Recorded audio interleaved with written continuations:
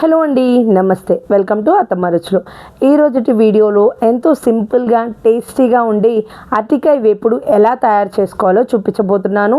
ఇది రైస్లోకి రోటీలోకి చాలా బాగుంటుంది. మనకి విడిగా కూడా చాలా రుచిగా ఉంటుంది. విడిగా కూడా తినేయచ్చు కూర మొత్తాన్ని. దీనికి పర్ఫెక్ట్ కాంబినేషన్ వచ్చేసి పెసరపప్పు చారు లేదా రసం అన్నమాట. మరి అది ఏ విధంగా తయారు చేసుకోవాలో ఈరోజు వీడియోలో చూసేయండి.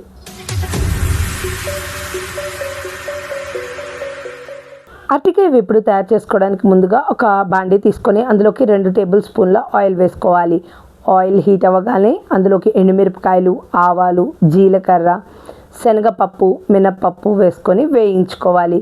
ఈ తాలింపు మొత్తం వేగగానే ఇందులోకి నేను సన్నగా తరిగిన ఉల్లిపాయ, పచ్చిమిరపకాయ, అలానే 2 రెమ్మల కరివేపాకు తరుగు కూడా వేసేసుకొని వేయించుకుంటున్నాను.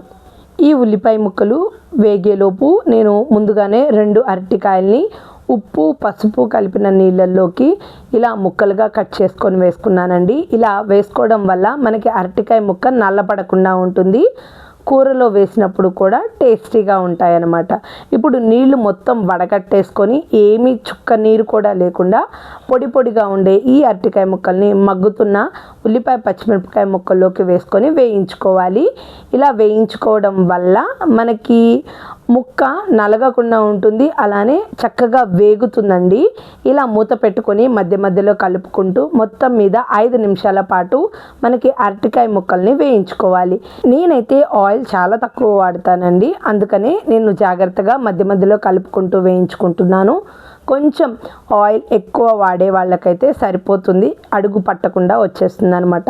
ఇలా మూత తీసి చూసిన తర్వాత చూడండి, మనకి అరటికాయ ముక్క అయితే చక్కగా వేగిపోయింది, అలానే ముక్క కూడా మగ్గిపోయింది అనమాట.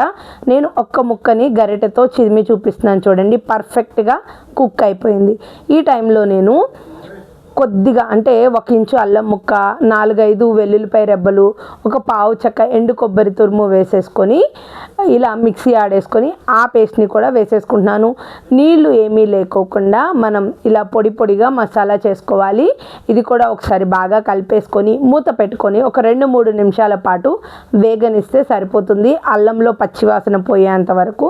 ఇప్పుడు చక్కగా వేగిపోయిన తర్వాత ఇందులోకి నేను ఆల్రెడీ ఉప్పు, పసుపు వేసిన నీళ్ళల్లో నానబెట్టాను కాబట్టి ఉప్పు తగ్గించి వేసుకుంటున్నాను.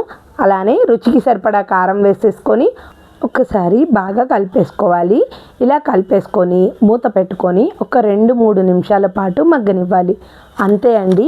ఒక 2-3 నిమిషాల తర్వాత తీసి చూస్తే కూర చక్కగా వేగిపోయి ఉంటుంది. ఇప్పుడు మనం స్టవ్ ఆఫ్ చేసేసుకొని సర్వ్ చేసుకోవడమే. చూసారా ఎంత బాగా పొడి పొడిలాడుతూ మన అరటికాయ వేపుడు రెడీ అయిపోయిందో. మీరు తప్పకుండా ట్రై చేసి టేస్ట్ ఎలా వచ్చిందో నాకు కామెంట్ చేయండి. అలానే నా ఈ వీడియోని లైక్ చేసి మీ ఫ్రెండ్స్ అండ్ ఫ్యామిలీ మెంబర్స్కి షేర్ చేయడం, నా ఛానల్ని సబ్స్క్రైబ్ చేసుకోవడం మర్చిపోకండి. అలానే పక్కనే ఉన్న గంట సింబల్ని నొక్కడం ద్వారా నేను ఏ వీడియో చేసినా మీకు నోటిఫికేషన్ ద్వారా అందుతాయి. Thank you for watching.